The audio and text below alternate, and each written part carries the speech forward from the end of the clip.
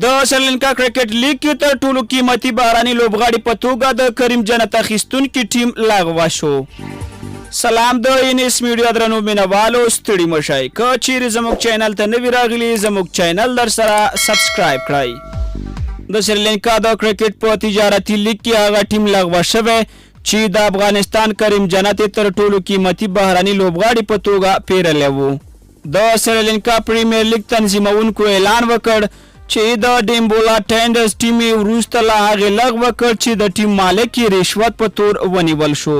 له دې وړاندې د ایل پی ایل په داوطلبۍ کې د ډیمبولا ټینډرز ټیم کریم جنت په $80,000 اخیستی وو. پولیسو ویلي چې د ډیمبولا ټینډرز بنګلادیشي الاصله برطانوي مالک تمیم رحماني د پایتخت کولمبو په هوایي ډګر کې په داسې حال کې ونیو چې غوښتل دوبۍ ته پرواز وکړي.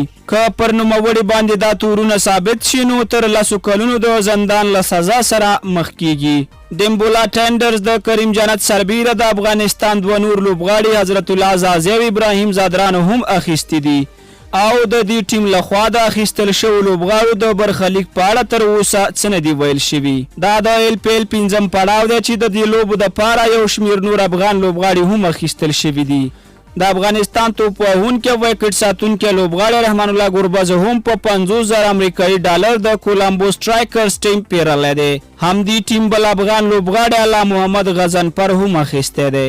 په سږني ایل پی ایل کې په نورو اخیستل شوو افغان لوبغاړو کې آل راونډر عظمت الله عمرزی او ورو توپ اچوونکي مجیب الرحمن زادران او نور احمد لکنوال شامل دي. په دغه لوبو کې دوهم تر ټولو قیمتي بهرنی لوبغاړی د جنوبي افریقا کیرلاسی توپ وهونکی ریلی روسو دی چې د جپنا کینګز لوبډلې په $80,000 پیرلی. د ایل پی ایل د سږکال په داوطلبۍ کې د سریلانکا تیز توپ اچوونکی متیش پتیرانا د تر ټولو قیمتي لوبغاړو ریکارډ جوړ کړی دی.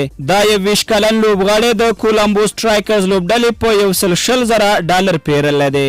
په ایل پی ایل کې له دې وړاندې د تر ټولو قیمتي لوبغاړي ریکارډ د سریلانکایي توپ اچوونکي دلشان میدوشنکا سره و چې تیر کال په $92,000 پیرل شوی و خو د ژوبلیدو له کبله سږکال لوبه نه کوي. په دې لیګ کې سږکال دوهم تر ټولو قیمتي لوبغاړی الراونډر اوسرو اډانا و چې د ګیلماروز لوبډلې په $100,000 واخیست. دریم ځای د سریلانکا بل الراونډر د سنشانک ګټلی چې په $85,000 پیرل شوی دی. ټاکل شوې ده چې د ایل پی ایل لوبې د جولای په لومړۍ نیټه پیل او د جولای په 21مه به پای ته ورسیږي.